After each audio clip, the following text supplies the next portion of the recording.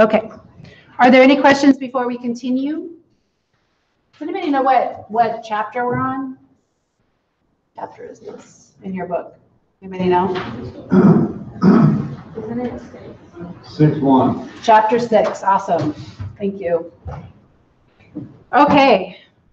So we were talking about inheritance of characteristics, and we are now going to talk about the idea of determining probability using what is referred to as a Punnett square.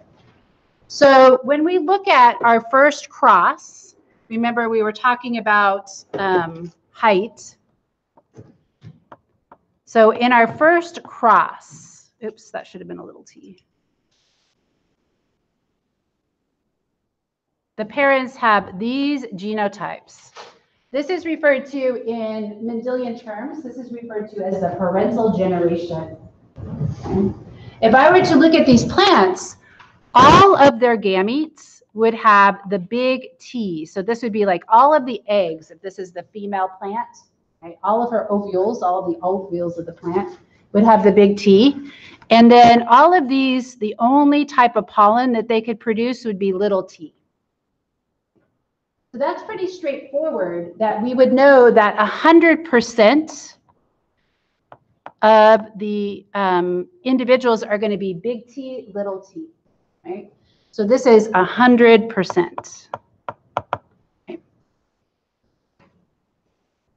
But if we look at the F1 generation, so if we took these individuals and we bred them together, now we could ask, well, what proportion is expected?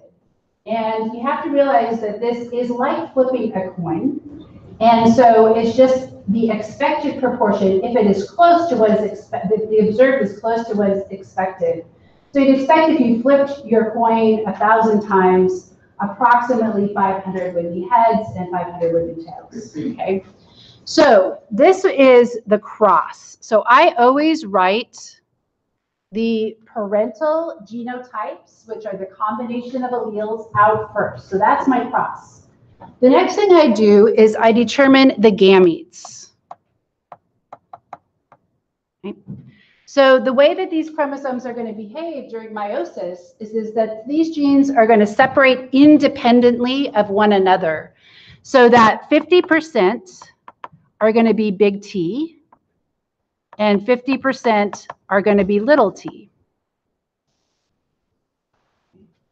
And that is the same thing with the other parent, right? So 50% big T, 50% little t. So all I'm doing when I do my Punnett squares is I am combining the gametes in their possibility. So this is my gamete possibility for parent 1. This is my gamete possibility for parent 2, and I put it into a Punnett square, and then I combine them. So I have big T, big T, big T, little t, big T, little t, little t, little t. Okay. So it's just a matrix. So notice that I just follow over. Notice that I also always place the big T in front of the little t. That's important. So even though I have the little t here, big T, I do not put the little t in front of the big T. And remember that this determines in simple Mendelian genetics, the uppercase means that it is dominant. So it will mask the expression of the recessive allele. So we can look at what is referred to as the phenotypic ratio. So phenotype is what they look like. Oops, ratio. So how many are going to be tall? How many out of 4? 3. 3, right? So we have 3/4 tall. And how many are going to be short? 1, right? So if I did this 100, if I got 100 seeds and I replanted them and I watched them grow up, I would predict that out of 100 or out of 1,000, about 750 would be tall and about 250 would be short. Right? Approximately. There's going to be some variation just due to probability. So this would 1/4 short. Sometimes we get rid of the 4. So we just say that the phenotypic ratio is 3:1. And that just means that it's out of 4, 3 out of 4 are going to be tall and 1 out of 4 are going to be short. Does that make sense to everybody? Okay, so when we look at these individuals that are heterozygous, we cannot tell them apart from the ones that are homozygous dominant. And so one way to do this is to do what is called a test cross. So we cross a parent of unknown genotype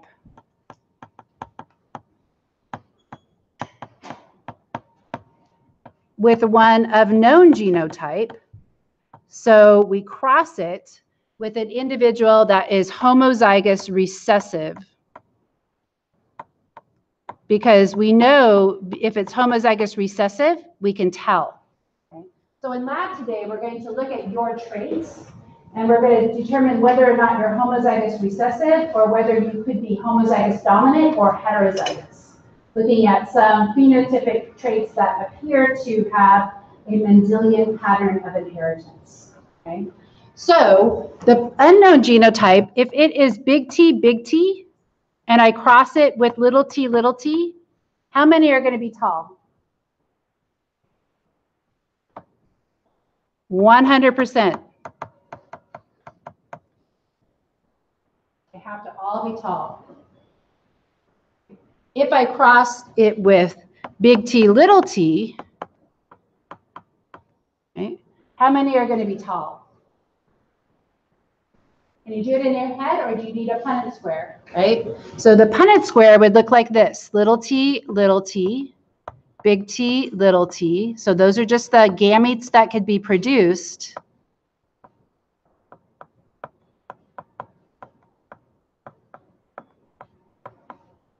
Okay, so how many are going to be tall? 50%, right? So 2 out of 4. But the probability is going to be 0.5, right? Probabilities go from 0 to 1. They're related to percentages, right? So 50% chance or 0.45 probability.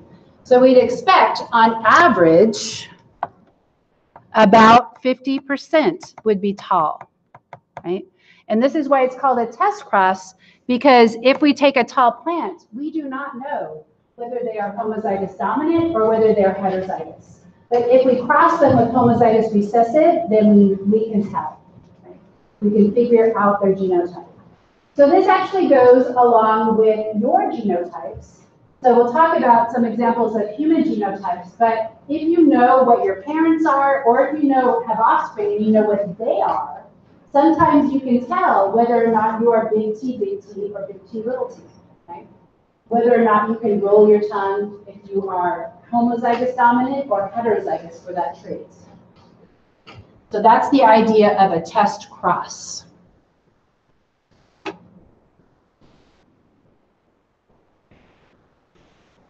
Now, traits are inherited differently depending upon whether the traits, which could be a phenotypic characteristic or it could be a disease, whether that trait has a autosomal versus sex-linked inheritance, or whether it is dominant or recessive, okay?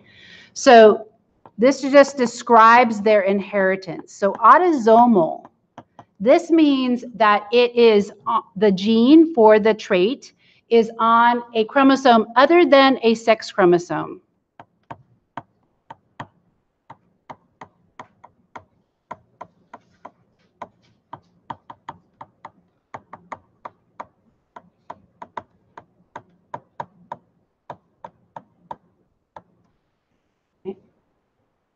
So for example, we know that cystic fibrosis, in most cases, is caused by a gene on chromosome number 7.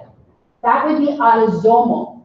So cystic fibrosis is an autosomally inherited disease because the gene that causes the mutation in that gene that causes the change in the phenotype is not on the X or Y. Okay? We can also say that traits are sex-linked. Okay, so this means that the gene is on either the X or Y chromosome.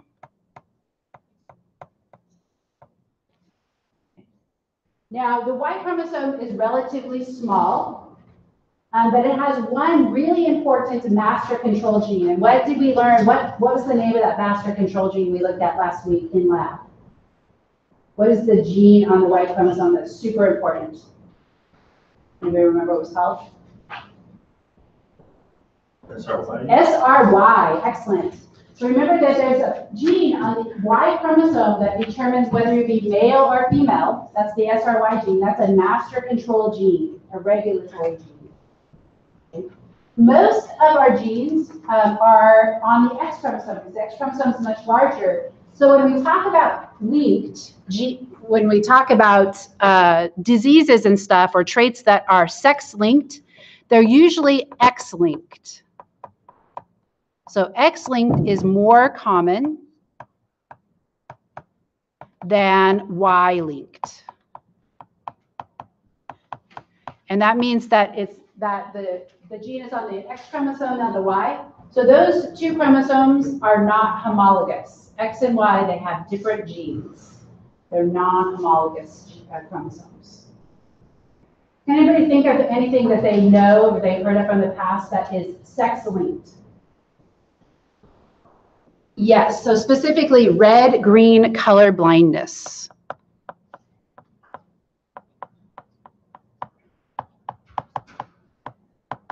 Does that mean that it can only be found in males? No. It means that it's more common in males, but it can also be found in females. The red-green color blindness is due to a mutation on the X chromosome. So we would say that that type of color blindness is sex-linked. Okay. So the other mode of inheritance that we have to pay attention to is whether something is dominant. So dominantly inherited. This means that it's caused by the dominant gene or dominant allele.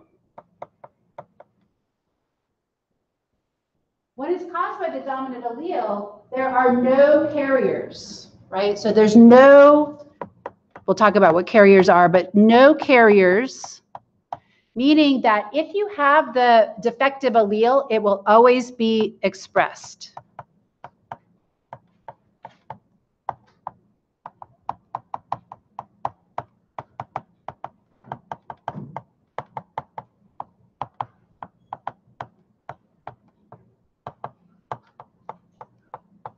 Okay, so it's dominantly inherited. And we'll talk about an example of that in a second. If it's recessively inherited,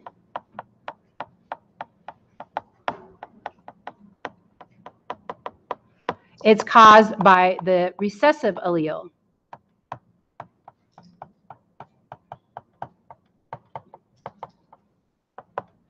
Right? So this means that carriers are present. And a carrier is somebody that have one copy of the normal allele, which is dominant, and one copy of the recessive allele, which is the one that caused the disease. Okay. So this can mask the expression. So we'll talk about how recessively inherited diseases sometimes skip generations. So in this case, you must have two copies.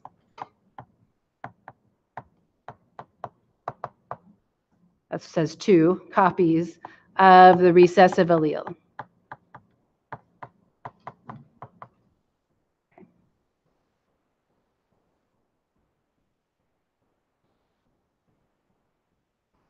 Okay, so we're going to talk about this in terms of animals that we cannot easily breed and produce a lot of offspring with.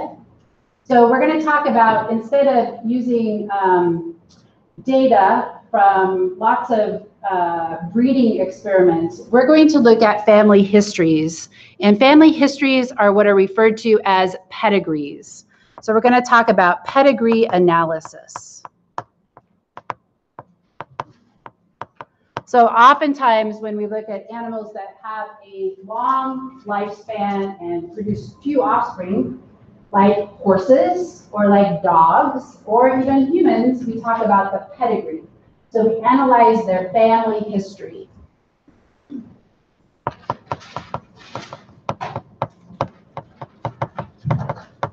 Right? So in the pedigree, the squares are always male. The circles are always female. If a symbol is colored in, it's the trait of interest. So if I color these in and make them a solid color, this means that those individuals have the trait of interest.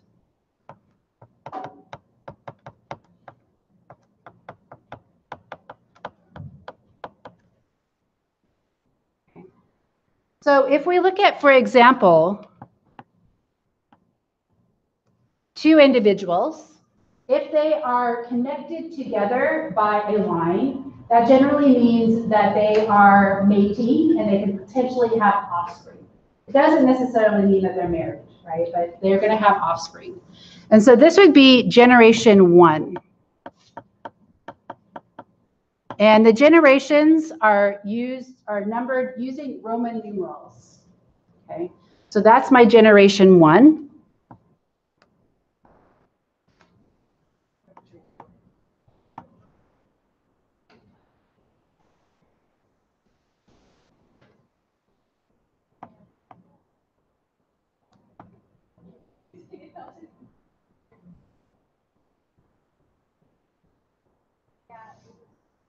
Okay.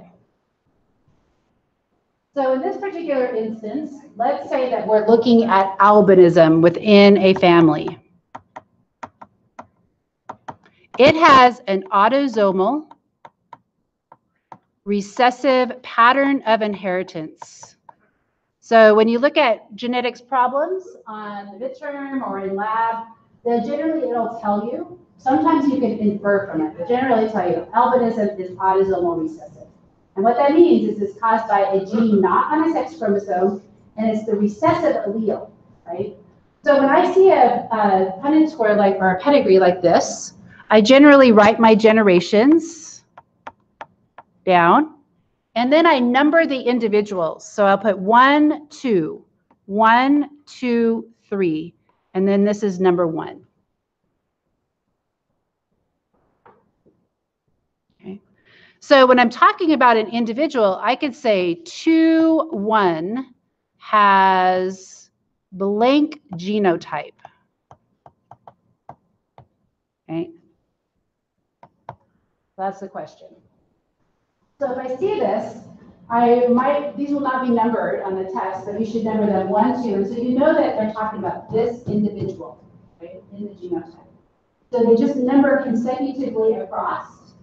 Notice that this one is from a different family, so she married into this family that has a family history of albinism.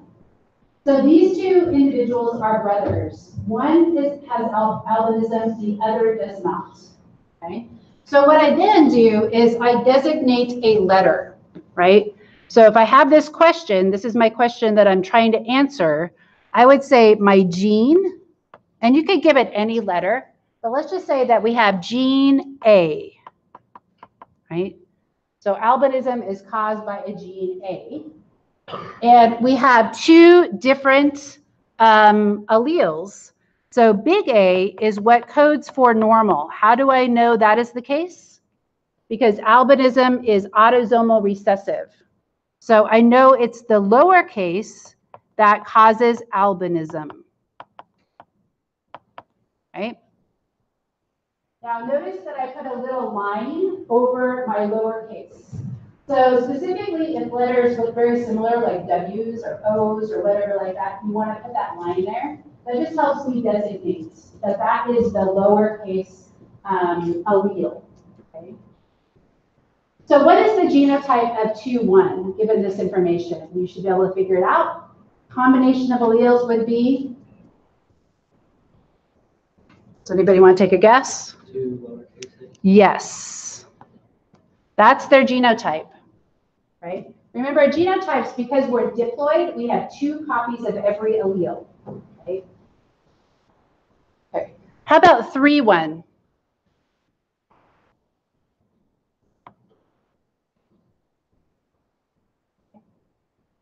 How about the parents to individual 3, number 1? What must they be? They do not have albinism, but they're passing it on to the next generation, so they have to be what genotype? Heterozygous, right? So these guys would have to be big A, little a, big A, little a.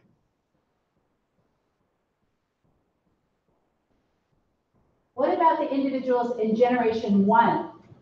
What is their genotype? Do we know for sure?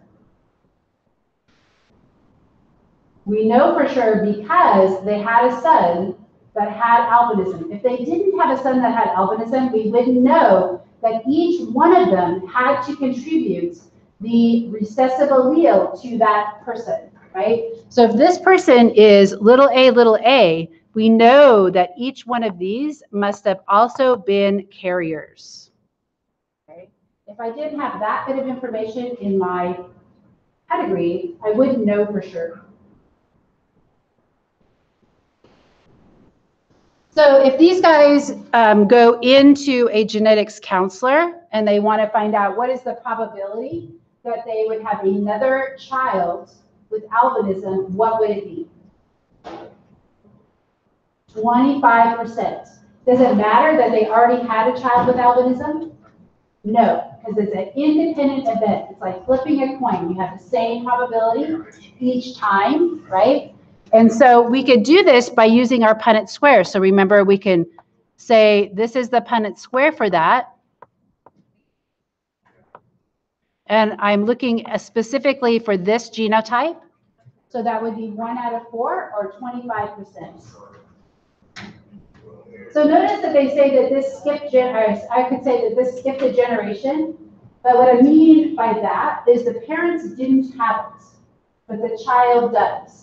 If you didn't know that this was a recessive disease, you would look at that and you would say, this must be recessive because the parents didn't have it, but the child does.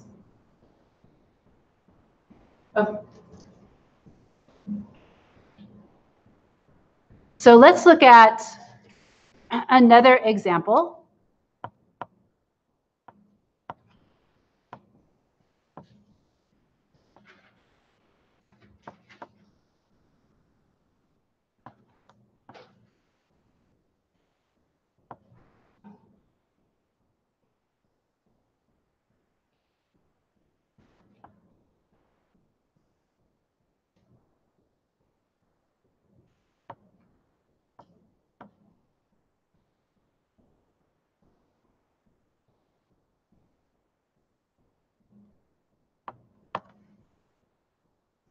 Okay, so notice I did something kind of funky here as I put these lines right here. What do you think that means? Twins. But are they identical or are they fraternal? Fraternal because they're a boy and a girl, right? If they were identical, you would place a line that would look like this. So this means identical twin, and then they'd have to be the same sex, right? So we don't want to, oh shoot, do I remember how to erase? I think I do, there we go. Okay. Okay. So this is a family that has a disease called Huntington's disease.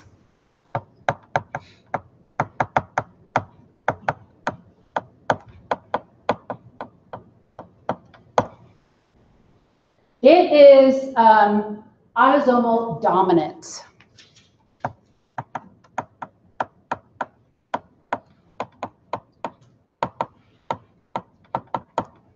Right.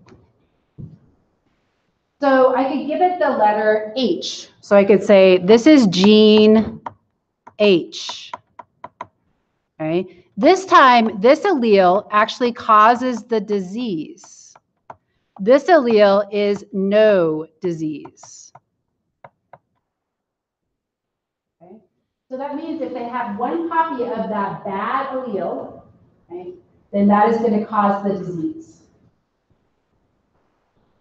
So this time, the individuals that do not have the disease are what we're going to pay attention to first, right? So notice it was really important for me to put my little legend there. I do that every time I do a genetics problem, no matter what, put my legend, because it reminds me if it's autosomal or recessive or dominant, okay? So what about these individuals? What do they have to be? Big H or little h, little h?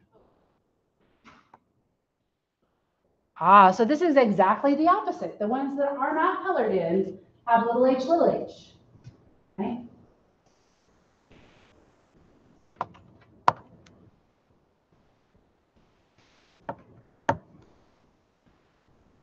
Okay. So let's go to this individual first. Okay. So this is individual generation 1, 2. Okay. So if I look at him, or her, excuse me, her, if I look at her, what must her genotype be if she can have a child that has Huntington's disease and one that doesn't? She's got to be heterozygous, right? Because she has this child here that was little h, little h. So notice I have to take into consideration all the information that is provided to me in the Punnett square. Okay. Now, this is actually a really bad disease.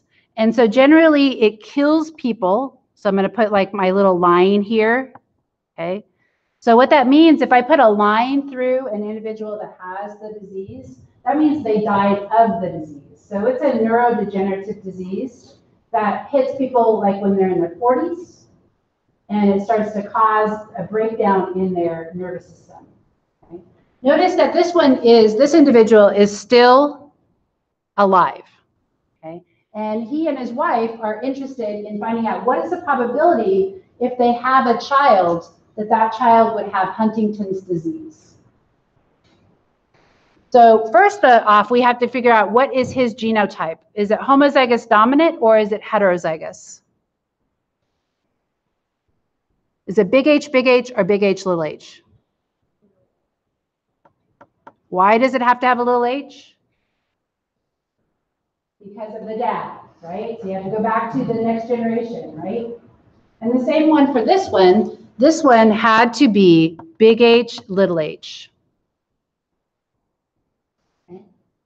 So if they are interested in having a child, what is the probability? 50%, right? So 50% with the disease. We can do our Punnett square if you wanted to, or 50% without disease. So that's a pretty high risk. They might choose not to have children, but they could pay a lot of money to have their eggs or sperm genetically screened, right? So specifically the sperm would have to be screened for the mutation, and perhaps they could find some normal sperm to ensure that they would produce a child that was free of the illness.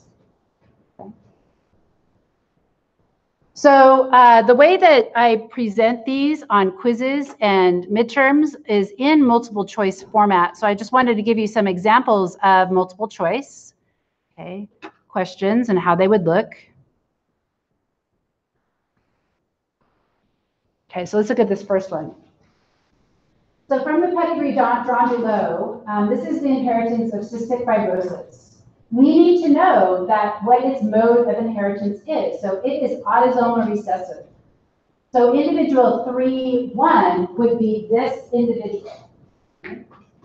So what must their genotype be? Which one of these? D. Okay, that's the correct answer. These are gametes, right? A genotype has 2 copies of every allele. Okay. So you could have more information. So if the individuals, these two, 2-1 and 2-2, have a second child, what is the probability that that child will have cystic fibrosis? How do I do that? I'd have to figure out what the parents are, right? And it appears to me from that information that they are carriers. So I do my cross like that, right? And then I would do my Punnett square, and I would find that there's a 25% chance, right? So the correct answer would be that.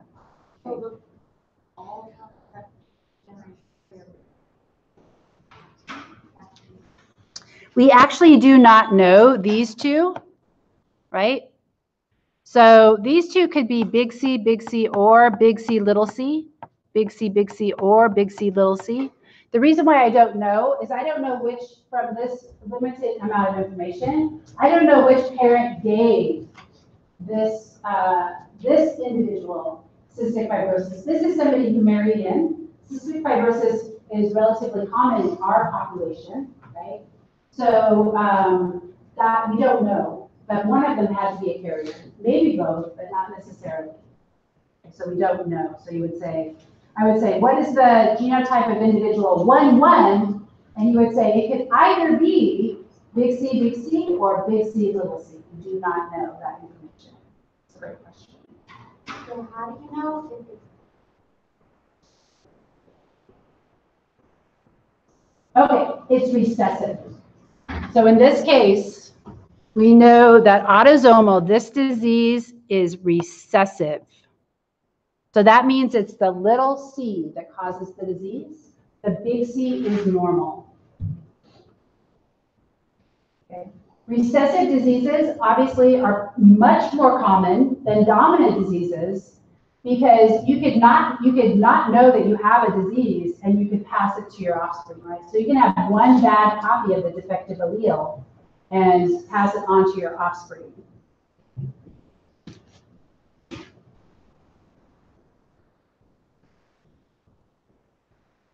Okay, so Lou Gehrig's disease is not, most of the time, is not genetically inherited, but there is an example of it being passed in a genetic form. It's due to the breakdown of the muscle tissue due to a lack of an antioxidant that helps to clear up free radicals during metabolism. But in this generation, in this individual, notice that it does not skip generations. When you see this, you're like, that looks like a dominant form of inheritance, right?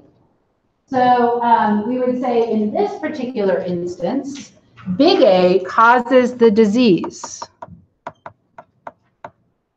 Little a is normal, right? So the question is individual 1, 2. So this individual right here. So she does not have the disease. So what is her genotype? Little a, right? That was easy to figure out. So she would be little a, right? And then we could figure out the other ones.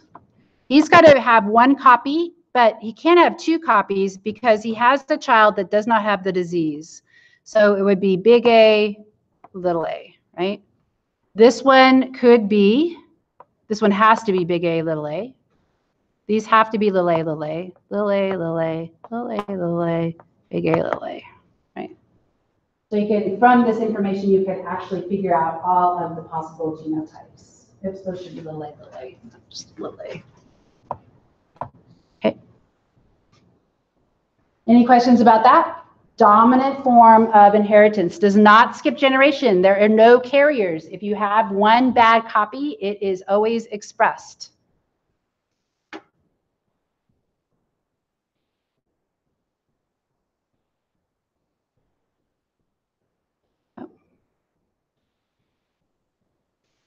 Okay, so we're going to look at what is sometimes referred to as exceptions to Mendel. So don't write that one down. My star board is not. Okay. So we have what is referred to as exceptions to Mendel. So Mendel was very clear about what traits or characteristics he was looking at. And remember that you either had tall or you either were short. You either, in this case, had ALS or you don't. Is it going to stay there? Yes. Okay.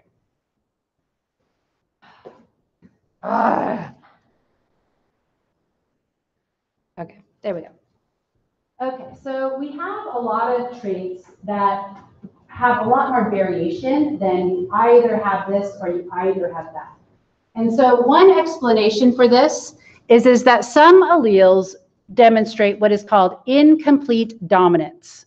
And so this means that at one end of the spectrum, we would have complete dominance. Right?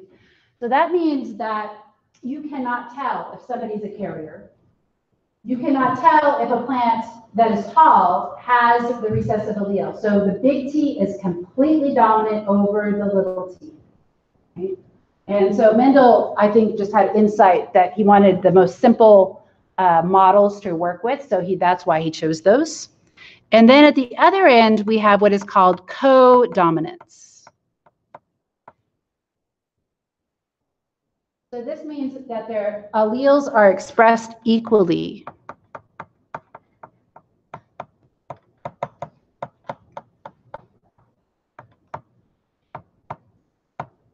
And then all of this gray area in here is what is referred to as incomplete dominance. So it could be like right smack in the middle. It could be more towards co. It could be less, right? So we have what is referred to as this gray area where you can have expression of both alleles. So what this means is that if you're heterozygous, sometimes we can tell that you're heterozygous, okay? So the famous example of this in plants is the flower color in 4 o'clocks.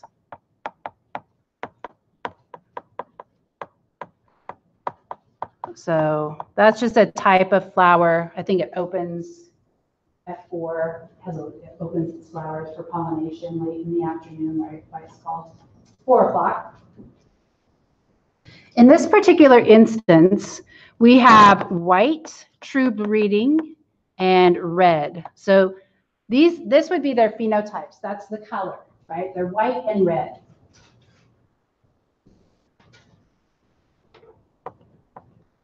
What they discovered is that when they do this, they get pink flowers, right? So remember that these are the hybrids. So the hybrids, you can tell that they're not like either one of the parents. So that's different, right? So that suggests that what we've done is we blended the traits, and then we have pink flowers. Now, before Mendel, they thought that once you blended the genetic material, you could not get the variation back out. So what it meant is that you would, if you mix pink with pink, you would always get pink, right? So when they did this, right, they now have white, pink, and red. And it is in the phenotypic ratios 1 to 2 to 1. So that means 1/4 are white, about 2/4 are pink, about 1/4 would be red in the subsequent offspring. So now, instead of having W or R and little case or lowercase, because we have incomplete dominance, oftentimes what we do is we give them a number. So R with a subscript 1 is white. R with a subscript 2 is red. We could use the W, right? Doesn't really matter. Okay. But notice it's the same gene, so they have to be these same letters. They couldn't be W and red, and because that suggests there's 2 separate genes. Okay. So white would be R1, R1. Red is R2, R2. They are true breeding. The pinks are all R1, R2. if you did your Punnett square, you would find out that a quarter of the time you would get white, which would be R1. You would get, oh, that's 1. You would get pink, which is R1, R2. And you would get red, R2, right? So you could put these into a Punnett square, just like we did with uppercase and lowercase, to figure out what those probabilities are. Okay. There is a disease in humans that is called hypercholesterolemia, which individuals can get, and it causes them to have super high cholesterol levels in their blood. And it can lead to massive heart attacks. Even if a person has a copy of it, 2 copies of the one allele, they could die of a massive heart attack at a very young age. Like they could be like in high school playing basketball and die of a massive heart attack. And that has a pattern of inheritance that is incompletely dominant. Okay. So the other exception to Mendel is that he was assuming that there were only 2 alleles possible in the whole population. So we now know that there are many alleles generally of a given gene. So there could be more than one type of allele. And the example that we're going to look at in lab today is what is referred to as ABO blood typing. Right? So if you choose to, in your group, you could be the one that gets your blood type. Just determine what type of blood you have, and then you can infer what your genotype must be from your blood type. Okay? So in this particular example, we use gene I, uppercase I. So you could have 3 different possible alleles. You could have big I with a A. Okay. You could have big I with a B, or you can have 2 copies of the lowercase I. Oops, sorry. I was confused there. This should just be 1 copy of the I, sorry. So these are the alleles, sorry, alleles, okay? So A and B are co-dominant. That's why they are the same height, right? So think of them as being equally expressed if they're together. The little I is recessive, so it can be hidden. It can be masked by the presence of an uppercase allele, okay? So the genotypes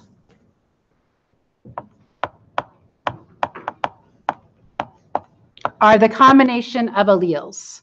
So I'm going to put these here kind of in the order that they give the same phenotype. Okay. So this is my genotype. My phenotype here would be what type of blood? What do you think? Type A. So if you have type A blood, you don't really know whether or not you're homozygous dominant or whether you're heterozygous, unless you know what your parents are, or your offspring, or your brother, right? You can do some inferring of that information.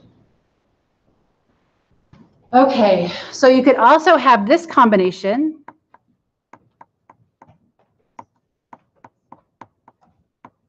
This is type B. You could have this combination. This is type AB. If you're type AB, I know what your genotype is because you can only have 1 possibility.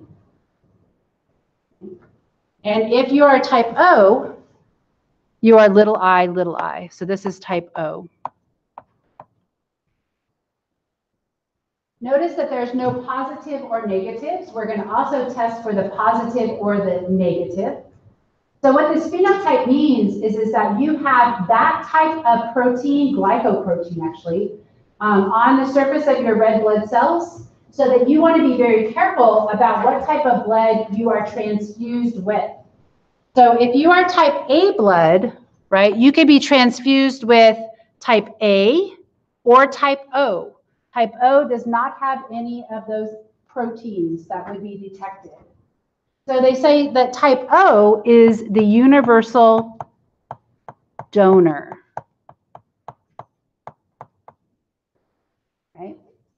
If you're type AB, you are the universal recipient.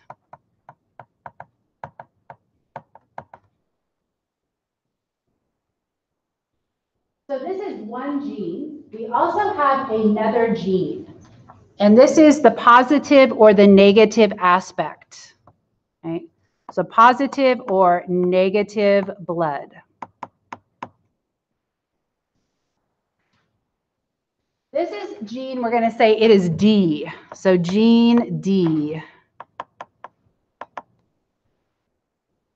It has two different alleles in the population. So instead of 3, there's just 2 in our population. The big D codes for RH protein. So we sometimes say that it is RH positive. RH stands for rhesus monkey because this is also found in the rhesus monkey is actually first discovered there. Okay. So this means that you have that protein, the RH protein is present on your red blood cells. Okay. If you have little d, then you have no RH protein, right? So you are RH negative.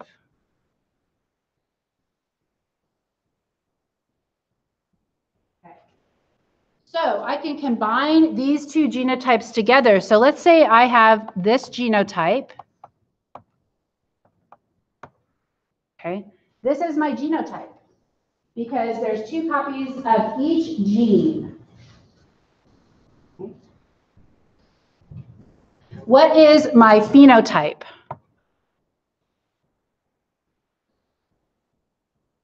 A positive. Is that the only combination that could give me A positive? No, right? So all of these would give me A positive.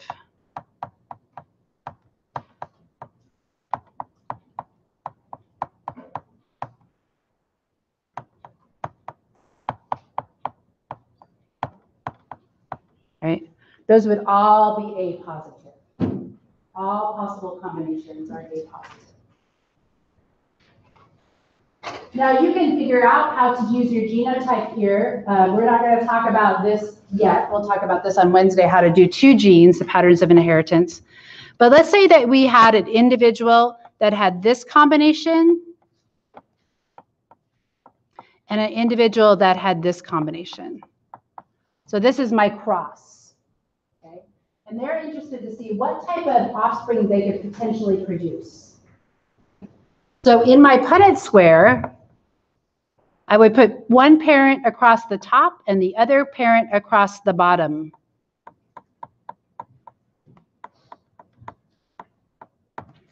Right? Does everybody understand how I did that? Figured out what gametes would be produced. Okay. So then I put them together. So this is just Punnett square, right?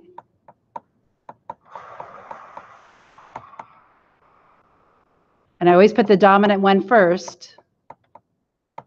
Okay. So how many of you are going to be type A? Did I do that right?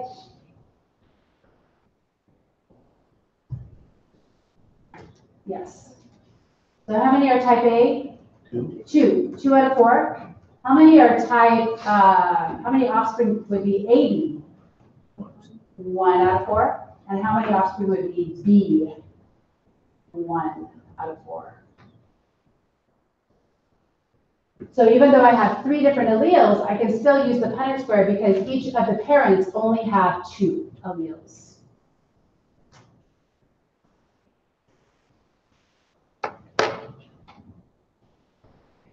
Okay, so the last thing that we're going to talk about is what is referred to in genetics term as epistasis.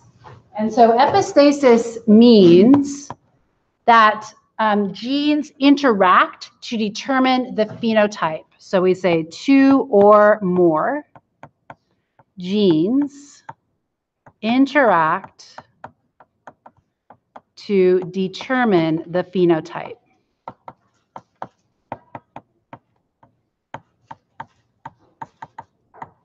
Right?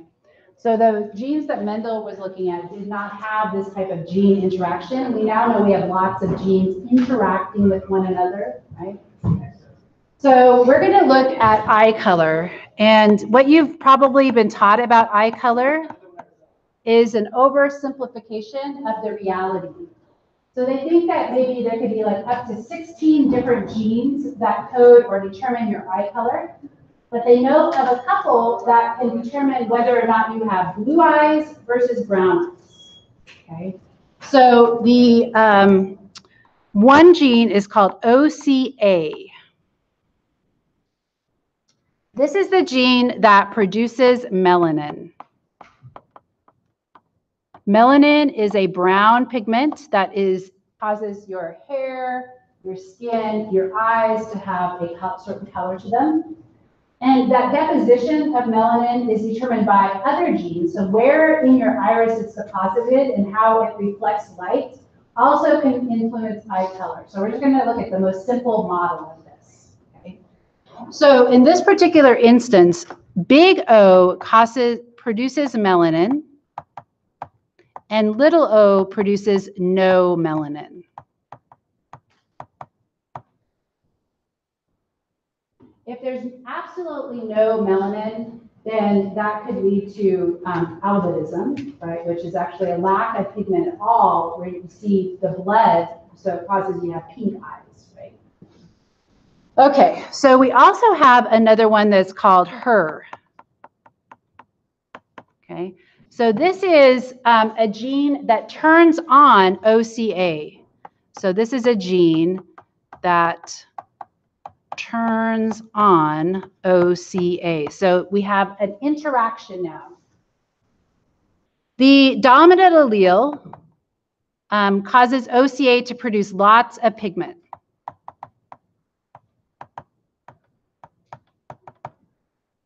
The lowercase a, or allele, H, causes little pigment.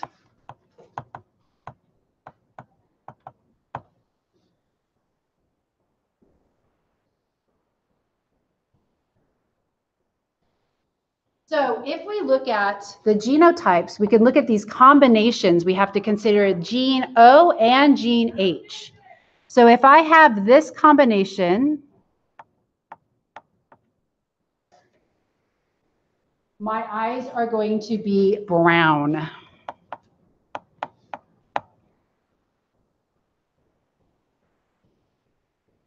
I could have another individual that has this combination, and their eyes would also be brown. So if this is what is common, and in our past, when we look at human DNA, ancestral human DNA, the most common eye color is brown, right? But about 10,000 years ago, this mutation arose. So I'm going to say that this is a mutation that arose 10,000 years ago.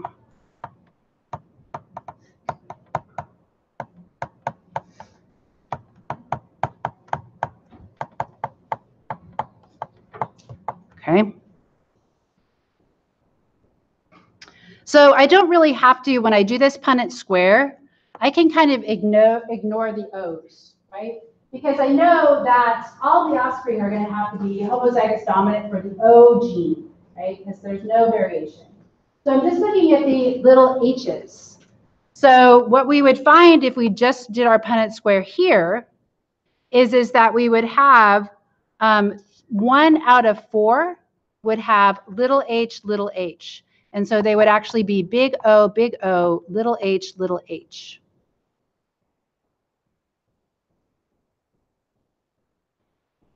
So that individual would have blue eyes.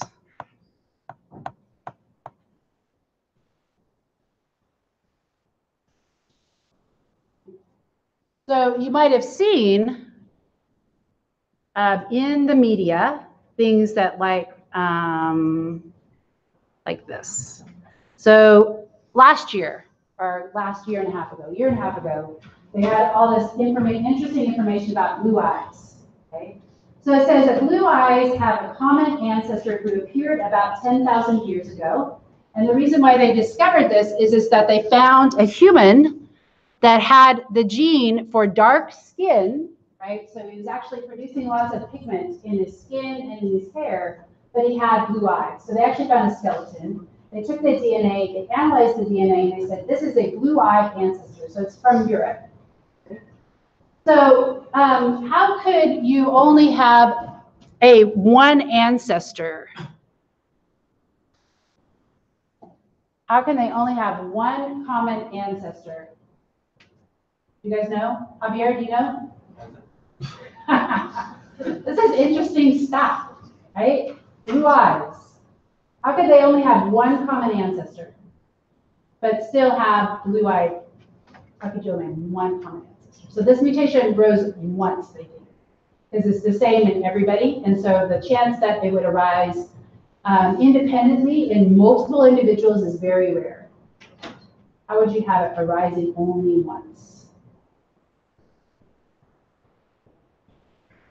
Two individuals that have the same ancestors, right?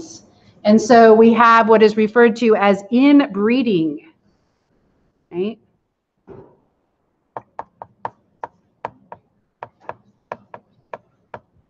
Okay. So these two individuals, right, must have shared a common ancestor that had that mutation. So if it arose here, that mutation, that single mutation gets passed on, and then you get individuals interbreeding. So you can imagine in a world where human populations are much smaller. You could also imagine in a world where you believe that keeping your genetic line clean, for example, and having people that are royal interbreeding with each other, how you could see that you could get two individuals. So these could be like cousins, they could be second cousins, but they produce offspring that have blue eyes. So there's believed to have been a lot of interbreeding between individuals, right? And in fact, when we look at some lineages, we see this kind of stuff. Okay? This is an extreme example, right? So this is Cleopatra, and you can look at all of the inbreeding that occurred. Right? So these are brothers and sisters, right? So they would have two lines. That two lines within a pedigree mean that they're closely related. This would be an uncle and a niece. Okay? So then we can ask, why do we see rare genetic mutations appearing in people that have this type of ancestry? So we'll talk about that on Wednesday. Okay, so I'll stop there for today. Make sure that if you have lab today, you come today or Wednesday.